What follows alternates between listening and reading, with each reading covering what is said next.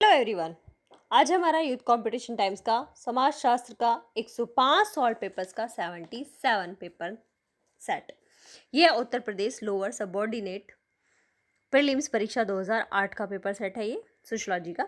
इसमें है मूल अवधारणाएं, मतलब चैप्टर वाइज दिया हुआ है कि कौन से चैप्टर में से कितने कितने क्वेश्चंस आ रखे हैं। ठीक है। एक बात और, वीडियो स्टार्ट करने से पहले मैं बता दूं कि वीडियो जैसे ही मैं अपलोड करूंगी तो उसकी क्वालिटी ख़राब हो जाती है, क्योंकि ये टाइपिंग वाला नहीं है। टाइपिंग में वीडियो क्वालिटी कम ख़राब होती है, लेकिन ये जो पेपर है, पेपर्स की क्वालिटी ज़्यादा ख़राब होती है।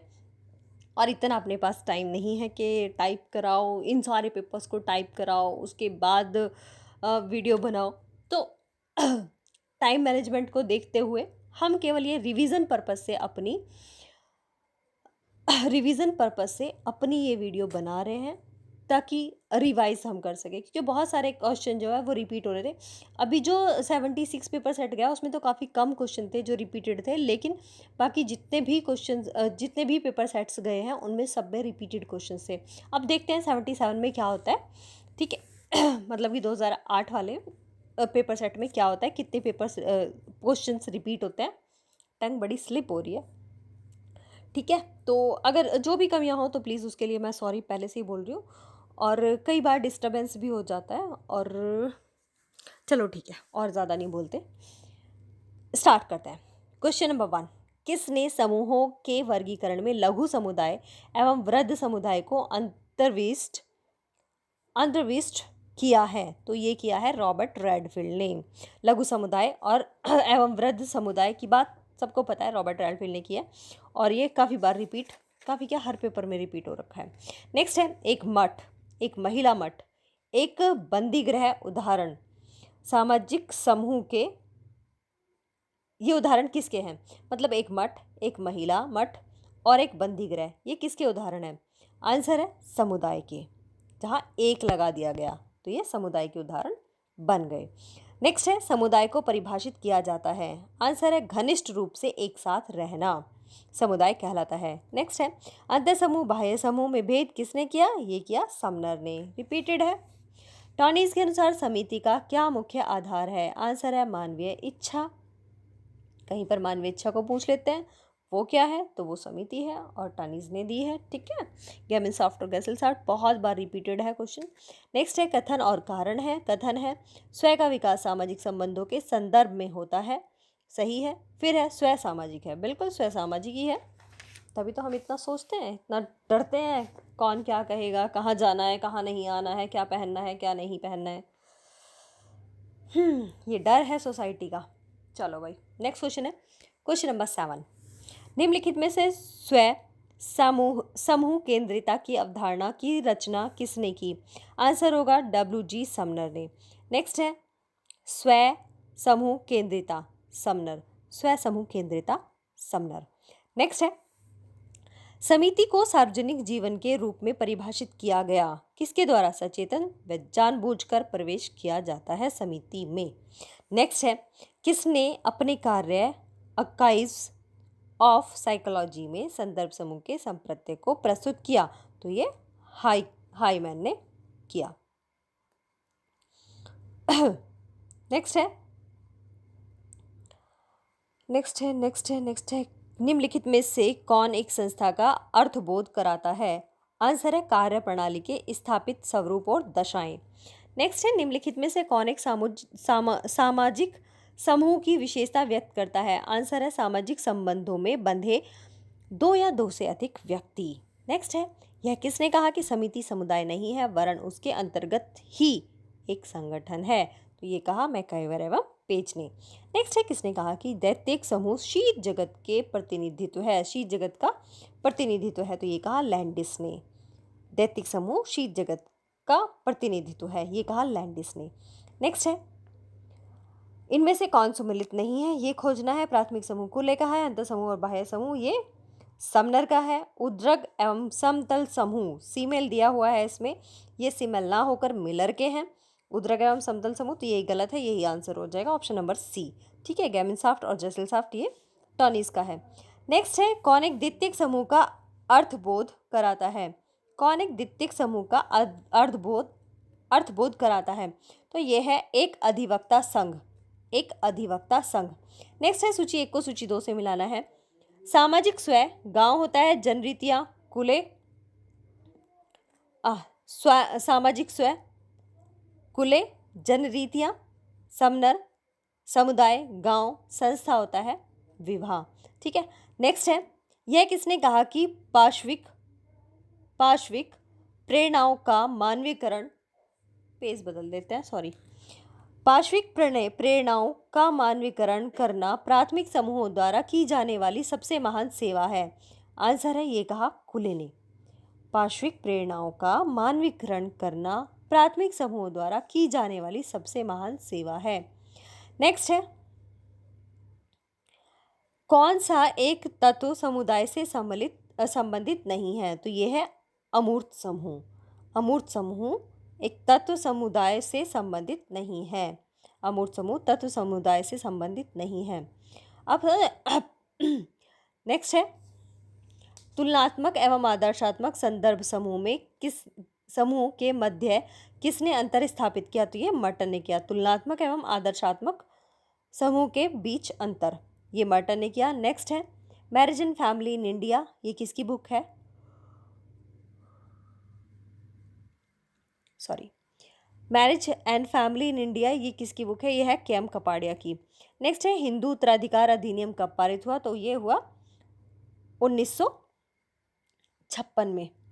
नेक्स्ट है किस सामाजिक विधान ने हिंदू विवाह के अंतर्विवाह नियम को बदला? तो इसका आंसर होगा विशेष विवाह अधिनियम 1954। विशेष विवाह अधिनियम 1954। नेक्स्ट है नेक्स्ट पर जाने से पहले एक बात और बता दूं, एक था पार्श्विक वर्ड आया था, पार्श्विक प्रेरणाओं, तो ये था पशु प्रवृत्तियों के लिए पार्श्विक वर्ड आया। नेक्स्ट है हिंदू विवाह एक संस्कार है। बिल्कुल, धर्म प्रजा रति हिंदू विवाह के 3 उद्देश्य हैं। बिल्कुल सही है और सही स्पष्टीकरण है। नेक्स्ट है किस अधिनियम के लागू होने से एक एकल विवाह एवं तलाक के संपूर्ण भारत में लागू किया गया? किस अधिनियम के लागू होने से एकल विवाह एवं तलाक को संपूर्ण भारत में लागू किया गया? तो यह है हिंदू विवाह अधिनियम 1955। नेक्स्ट है निम्नलिखित लेखकों में से किसने इंगित किया कि जाति की बाह्य भूमिकाओं में परिवर्तन आ रहा है, न कि उसकी मूलभूत भूमिकाओं में? ये कहा है योगिंदर सिंह ने। नेक्स्ट है भारत में जाति को इंडो आयरन संस्कृति के ब्राह्मण संतान माना किसने? ये माना घुरिये ने, जीएस घुरिये ने। नेक्स्ट है यह विचार किसका है कि जाति एक विस्तृत नातेदार समूह है? जाति एक विस्तृत नातेदार समूह है, लास्ट पेपर सेट में भी था ये कहा इरावती कर्वे ने। नेक्स्ट है भारतीय सामंतवाद की यूरोपीय जागीरदारी में भिन्नता का आधार था? तो ये था ऑप्शन नंबर सी, भूमि पर निजी स्वामित्व का अभाव। ये बहुत पहले वाले पेपर सेट्स में, आईएएस वाले पेपर सेट्स में था ये क्वेश्चन। जमींदार भूमि पर निजी स्वामित्व का अभाव सामंतवाद की यूरोपीय जागीरदारी में भिन्नता का आधार था। नेक्स्ट है क्वेश्चन नंबर 29, ये है संस्कृति प्रसार का सर्वाधिक प्रभावी अवरोध है? आंसर होगा सांस्कृतिक भिन्नता। नेक्स्ट है किसने भूमिका विश्लेषण कर उससे आगे बहुगुण भूमिकाएं भूमिका पुंज और दोबारा से भूमिका पुंज दिया है, जबकि ये होना चाहिए था परिस्थिति पुंज। भूमिका पुंज और परिस्थिति पुंज में भूमिकाओं के समायोजन की अवधारणाओं को जोड़ दिया गया है। किसके द्वारा? मर्टन के द्वारा। नेक्स्ट है भूमिका विन्यास में अस्थायित्व के संरचनात्मक स्रोतों का विश्लेषण किया? तो ये भी मर्टन का है। नेक्स्ट है परिस्थिति एवं भूमिका की अवधारणा किसने प्रतिपादित की? तो ये है राल्फ लिंटन। परिस्थिति एवं भूमिका Ralph Linton, a study of man में 1936 में। नेक्स्ट है भूमिका पर कौन सा कथन गलत है? भूमिका पर कौन सा कथन गलत है? तो इसका आंसर होगा भूमिका का परिस्थिति के साथ कोई साहचर्य नहीं है, तो ये गलत है। नेक्स्ट है अर्ध समूह एक उदाहरण है। अर्ध समूह किसका उदाहरण है? यहाँ पे ऑप्शंस दिए हुए हैं, सामाजिक श्रेणी का, सामाजिक समूह का, सामाजिक वर्ग का या अर्ध समूह का। तो आंसर होगा अर्ध समूह का। पढ़ने में सॉरी मिस्टेक थी थोड़ी, ये है आयु समूह, एक सिद्धा उदाहरण है। तो आयु समूह अर्ध समूह का उदाहरण है, आयु समूह अर्ध समूह का उदाहरण है। नेक्स्ट है, निम्नलिखित में से कौन सा एक समाज अंधविश्वासों द्वारा सर्वाधिक प्रभावित होता है? तो ये होता है जनजातीय समाज। नेक्स्ट है एशियाई समाजों की अवधारणा, ये कार्ल मार्क्स का है। नेक्स्ट पेज, क्वेश्चन नंबर 37, ये structure and function in primitive society, ये किसकी बुक है? रैडक्लिफ ब्राउन की बुक है। नेक्स्ट है, कौन सी एक कृषक सामाजिक संरचना की विशेषता नहीं है? आंसरों का अत्यधिक सामाजिक विभिन्नताएं। नेक्स्ट है, किसने समाज को 4 प्रकारों सरल, मिश्रित, दोहरा मिश्रित तथा तिहरे मिश्रित, ये पता है सबको, स्पेंसर है। नेक्स्ट है, निम्नलिखित अर्थव्यवस्थाओं में से कौन सी जनजातीय समाज से संबंधित है? इसका आंसर होगा वस्तु विनिमय अर्थव्यवस्था। नेक्स्ट है, निम्नलिखित में से कौन एक प्रत्यक्ष सामाजिक नियंत्रण का दृष्टांत नहीं है? तो इसका आंसर होगा प्रचार द्वारा नियंत्रण। नेक्स्ट है, एक कृषक समाज में सामाजिक जीवन को नियंत्रित करने वाले निम्नलिखित में से कौन से कारक हैं? आंसर होगा नियमों की अपेक्षा लोग, औपचारिक संगठन की अपेक्षा सगोत्रता, पड़ोस की अपेक्षा द्वितीयक समूह। नेक्स्ट है, कुले द्वारा सामाजिक नियंत्रण के किन 2 स्वरूपों का उल्लेख किया गया? तो यह है चेतन एवं अचेतन अकॉर्डिंग टू कुले। नेक्स्ट है, नेक्स्ट पेज पर पहुंचते हैं। यह सामाजिक नियंत्रण में राज्य की शक्तियों के बारे में निम्न में से कौन सा एक कथन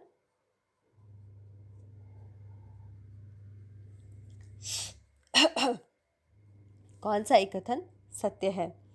तो इसका आंसर होगा राज्य व्यक्तियों को अपनी मनोवृत्तियों को बदलने के लिए बाध्य नहीं कर सकता। नेक्स्ट है, निम्नलिखित में से कौन एक अनौपचारिक सामाजिक नियंत्रण का अभिकरण है? तो यह है परिवार है अनौपचारिक। नेक्स्ट है, सामाजिक नियंत्रण का सकारात्मक नकारात्मक वर्गीकरण किसने प्रस्तुत किया? तो ये किया किम्बल यंग ने अपनी book handbook of social psychology में 1944 में। सामाजिक नियंत्रण के 2 प्रकार बताए, एक सकारात्मक और दूसरा नकारात्मक, जबकि यहाँ पर जो ऑप्शंस दिए हुए हैं ऑप्शन में किम्बल यंग का नाम नहीं है, तो इसलिए ये क्वेश्चन ही गलत है। नेक्स्ट है, निम्नांकित समाजशास्त्रियों में से किसने आश्रम व्यवस्था के संदर्भ में यह कथन व्यक्त किया कि हिंदू लोगों के विषय में कहा गया कि वे इहलोक के जीवन की अपेक्षा परलोक के जीवन से अधिक संबंध है, इहलोक के जीवन की अपेक्षा परलोक के जीवन से ज़्यादा संबंधित है? यह कहा है के.एम. कपाड़िया ने। हिंदू लोगों के विषय में यह कहा गया कि इहलोक के जीवन इस लोक के जीवन की अपेक्षा परलोक के जीवन से अधिक संबंधित है, तो ये कहा के.एम. कपाड़िया ने। नेक्स्ट है, आश्रम व्यवस्था में जब आश्रम को इंगित कीजिए उसके सहारे सभी आश्रम जीवन प्राप्त करते हैं, तो इसका आंसर होगा गृहस्थ आश्रम। नेक्स्ट है, किस धर्म ग्रंथ में कहा गया कि चारों वर्णों का उद्भव गुण तथा कर्म के आधार पर हुआ है? आंसर है गीता। नेक्स्ट है, सूची 1 को सूची 2 से मिलाना है, तो ये नेक्स्ट पेज पर चलते हैं भाई।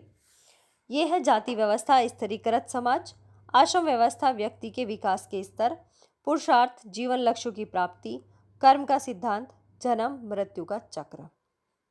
एक बात और मेरे याद आ गई कि लास्ट जो कुछ वीडियोस हैं उनमें थोड़ा डिस्टरबेंस है बीच बीच में, मैंने सुनी नहीं थी, जस्ट अपलोड कर दी। मैंने सोचा कि मेरा जो ये एक्स रिकॉर्डर है वो बीच में पोज हो गया, लेकिन पोज नहीं हुआ, वो कंटिन्यूस चलता रहा। शायद इस पर कुछ प्रॉब्लम आ रखी है, तो उस वजह से जो घर का डिस्टरबेंस होता है तो थोड़ी आवाज़ें हैं उसमें, उसके लिए मैं क्षमा प्रार्थी हूँ। ठीक है, उन चीज़ों को थोड़ा अवॉइड कीजिएगा। बढ़ते हैं आगे। हिंदू जीवन दर्शन के अनुसार निम्नलिखित में से कौन एक जीवन जीने का साधन नहीं है? अगर किसी वीडियोस में इस तरह की कोई प्रॉब्लम हो तो प्लीज़ कमेंट करके बता दिया करें, ताकि मैं उसको वहीं पर ठीक कर दूँ, उसमें से वो एक्स्ट्रा नॉइस को निकाल कर तब मैं वीडियो अपलोड करूँ। ठीक है। नेक्स्ट है, इसका आंसर है मोक्ष। हिंदू जीवन दर्शन के अनुसार निम्नलिखित में से कौन एक जीवन थोड़ी प्रॉब्लम हो रही है। जीवन जीने का साधन नहीं है, तो ये है मोक्ष। नेक्स्ट है गलत युग्म को इंगित कीजिए। गलत को उपनयन तथा गोत्र, गलत है इसमें उपनयन तथा गोत्र। नेक्स्ट है 4 पुरुषार्थ का सही क्रम कौन सा है? 4 पुरुषार्थों का सही क्रम है धर्म अर्थ काम मोक्ष। नेक्स्ट है रिपीटेड है क्वेश्चन कई बार। नेक्स्ट है पुरुषार्थ में धर्म का संबंध अलौकिक शक्ति में विश्वास से न होकर एक विशेष जीवन पद्धति से है, तो ये सत्य है। नेक्स्ट है सूची 1 को सूची 2 से मिलाना है। महात्मा गांधी हरिजन सेवक संघ, नारायण गुरु, ये है NDP योगम, ज्योतिबा अंबेडकर है, अखिल भारतीय दलित वर्ग परिसंघ, ज्योति फुले, सत्यशोधक समाज। नेक्स्ट है सत्यशोधक समाज। सत्यशोधक समाज द्वारा निम्नलिखित में से किस एक पर बल नहीं दिया गया? सॉरी दोबारा रीड करती हूँ थोड़ी। सत्यशोधक समाज द्वारा निम्नलिखित में से किस पर बल नहीं दिया गया? तो ये है धर्म की प्रधानता की स्थापना पर सत्यशोधक समाज के द्वारा बल नहीं दिया गया। मैं एक बार पानी पी लेती हूँ।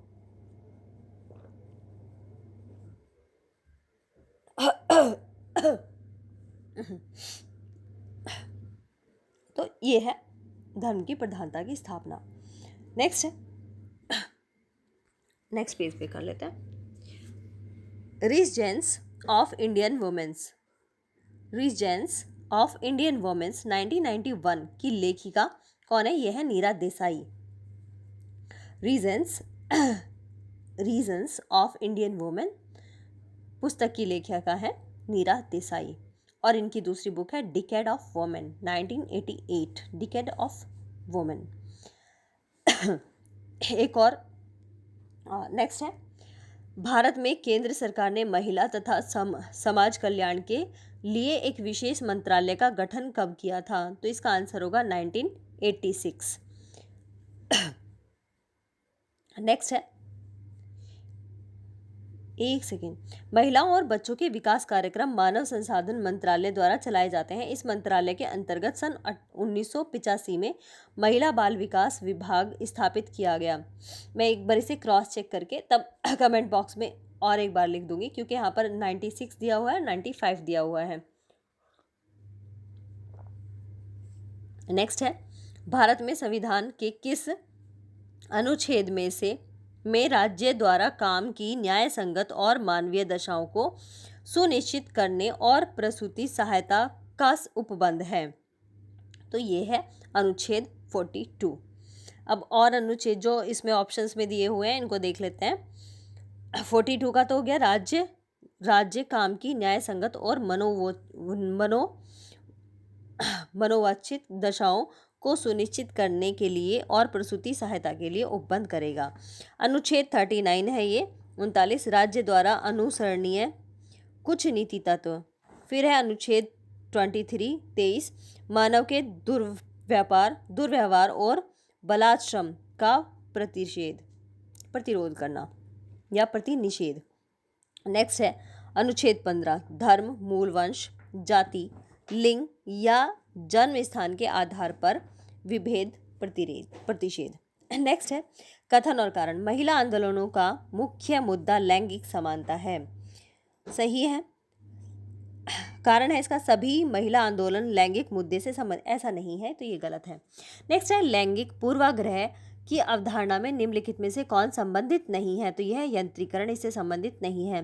नेक्स्ट है महिलाओं को अश्लील चित्रण अधिनियम कब पारित हुआ? महिलाओं का अश्लील चित्रण मतलब कि इसका निषेध अधिनियम कब पारित हुआ? तो ये हुआ 1986 में। नेक्स्ट है भारत के संविधान के किस अनुच्छेद के अंतर्गत पंचायतों में अनुसूचित जाति एवं अनुसूचित जनजाति की स्त्रियों के साथ स्थान सुरक्षित करने की व्यवस्था की गई?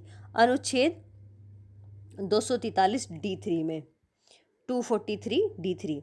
नेक्स्ट है भारत में पंचायतीय योजना का नारा है?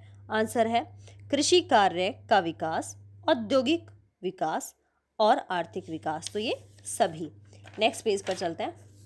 Question number 65। भारत के योजना आयोग की स्थापना, भारत में योजना आयोग की स्थापना किस वर्ष में की गई? तो ये 1950 में भारत में योजना आयोग की स्थापना की गई। नेक्स्ट है, स्वतंत्र भारत में पंचायती राज का प्रादुर्भाव निम्नलिखित में से किसकी संस्तुति पर आधारित था? आंसर है बलवंत राय मेहता समिति। नेक्स्ट है, हरित क्रांति के परिणाम स्वरूप ग्रामीण वर्ग संरचना में क्या परिवर्तन आया है? तो इसका आंसर होगा वर्ग असमानताएं बढ़ती हैं। नेक्स्ट है द हिंदू जजमानी सिस्टम, तो ये किसकी बुक है? विलियम वाइजर की बुक है। नेक्स्ट है कौन एक जजमानी व्यवस्था की विशेषता है? तो इसका आंसर होगा जातियों के बीच सेवाओं का प्रत्यक्ष विनिमय, जातियों के बीच सेवाओं का प्रत्यक्ष विनिमय। नेक्स्ट है निम्नलिखित में से कौन सा एक क्रम भारत के भू स्वामित्व व्यवस्था के विकास क्रम को सर्वोत्तम रूप से निरूपित करता है? तो इसका आंसर होगा रैयतवाड़ी जमींदारी, महलवाड़ी एवं चकबंदी। नेक्स्ट है भारत में अंतर्जातीय संबंधों का विश्लेषण वाइजर ने किया, तो किस आधार पर? जजमानी संबंधों के आधार पर। ये लास्ट पेपर सेट में भी था। नेक्स्ट है, पेज चेंज करते हैं, सामाजिक परिवर्तन की चक्रीय व्याख्या से संबंधित समाजशास्त्रियों को इंगित कीजिए। इसका आंसर होगा ऑकबर्न तथा पेरेटो। चक्रीय सिद्धांत से संबंधित है ऑकबर्न तथा पेरेटो। नेक्स्ट है, निम्नलिखित में से किसने कहा कि संस्कृतिकरण एक अत्यधिक जटिल एवं विजातीय अवधारणा है? आंसर है श्रीनिवास ने।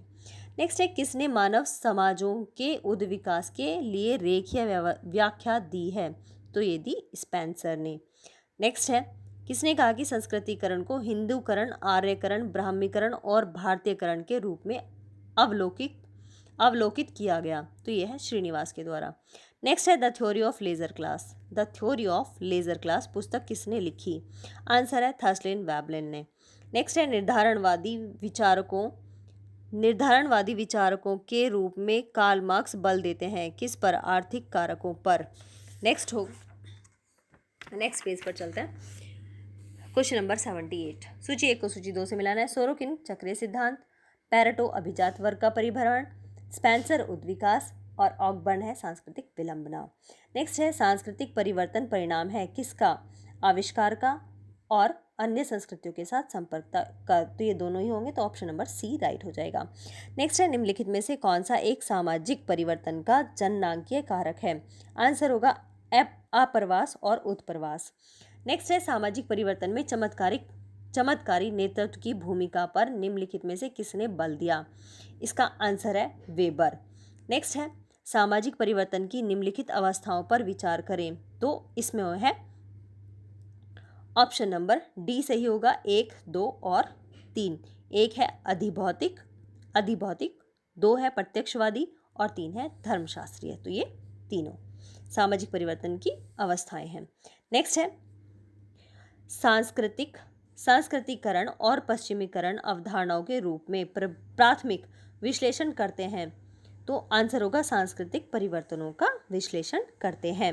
नेक्स्ट है, सामाजिक परिवर्तन का सीमा सिद्धांत किसने दिया? तो ये दिया सोरोकिन ने। सामाजिक परिवर्तन का सीमा सिद्धांत सोरोकिन, सामाजिक परिवर्तन का सीमा सिद्धांत सोरोकिन, बुक है इनकी सोशल एंड कल्चरल डायनामिक्स में। नेक्स्ट पेज पर चलते हैं। ये है, निम्नलिखित में से किसका मत है कि आधुनिकीकरण एक मूल्य भारित अवधारणा है? आधुनिकीकरण एक मूल्य भारित अवधारणा है, ये कहा है योगेंद्र सिंह ने। नेक्स्ट है, संस्कृतिकरण के परिणाम स्वरूप किस प्रकार का परिवर्तन होता है? आंसर है स्थितिकीय परिवर्तन।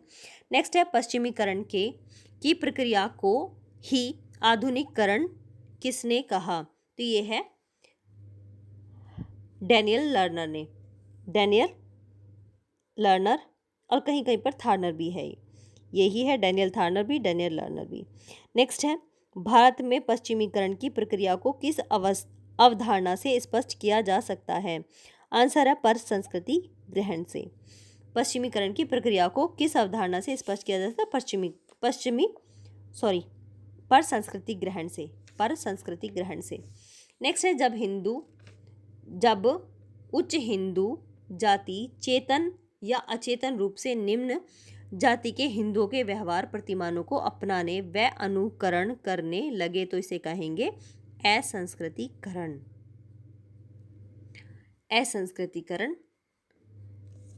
नेक्स्ट है, निम्नलिखित में से किसने प्रभु जाति की अवधारणा की जगह प्रभु समुदाय की अवधारणा का सुझाव दिया? तो ये दिया राय बर्मन ने।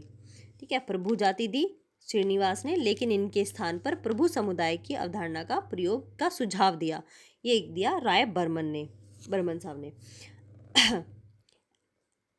एस.सी. दुबे ने भी यही कहा और राय बर्मन ने भी यही कहा, लेकिन श्रीनिवास ने प्रभु जाति को अवधारणा को ऐसे ही रखा, जबकि दुबे और राय ने इससे असहमति जताई। नेक्स्ट है, निम्नलिखित में से किसे ब्राह्मण समाज की स्थापना की? किसने ब्राह्मण समाज की स्थापना की? ये तो राम मोहन राय ने।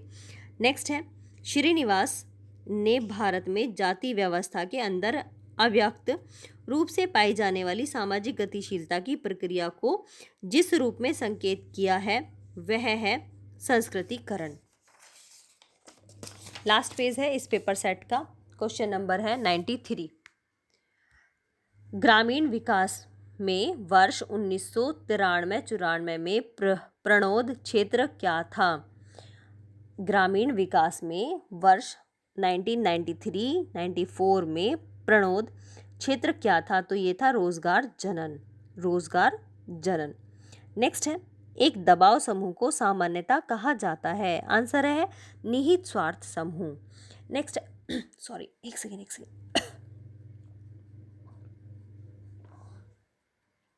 किसने कहा कि जाति प्रजातंत्र में सहायक है? जाति प्रजातंत्र में सहायक है, तो ये कहा रोडोल्फ ने, H.I. रोडोल्फ ने। नेक्स्ट है, निम्नलिखित में से किसने सत्ता को एक औपचारिक शक्ति के रूप में परिभाषित किया?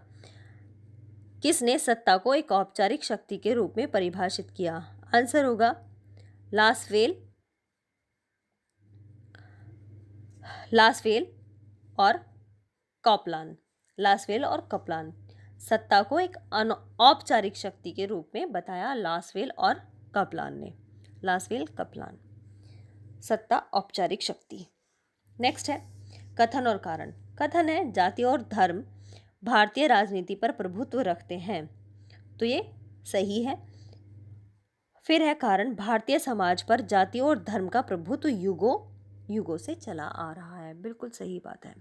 नेक्स्ट है, कास्ट इन इंडियन पॉलिटिक्स। ये किसकी है? रजनी कोठारी की बुक है ये, caste in Indian politics, Rajni Kothari. Next है, गुटों के द्वारा ग्रामीण राजनीति का अध्ययन किसने किया? गुटों के द्वारा ग्रामीण राजनीति का अध्ययन किसने किया? इसका आंसर है डेविड हार्डीमैन। गुटों के द्वारा ग्रामीण राजनीति का अध्ययन किसने किया? तो यह है डेविड हार्डीमैन। नेक्स्ट है, लास्ट है, निम्नलिखित में से कौन सा आंदोलन महिलाओं द्वारा संचालित है? निम्नलिखित में से कौन सा आंदोलन महिलाओं द्वारा संचालित है? तो यह है चिपको आंदोलन। चिपको आंदोलन पर्यावरण आंदोलन का प्रारंभ 1973 में चमोली के गोपेश्वर नामक स्थान पर हुआ था। यह आंदोलन गोरा देवी के नेतृत्व में महिलाओं द्वारा आरंभ किया गया था।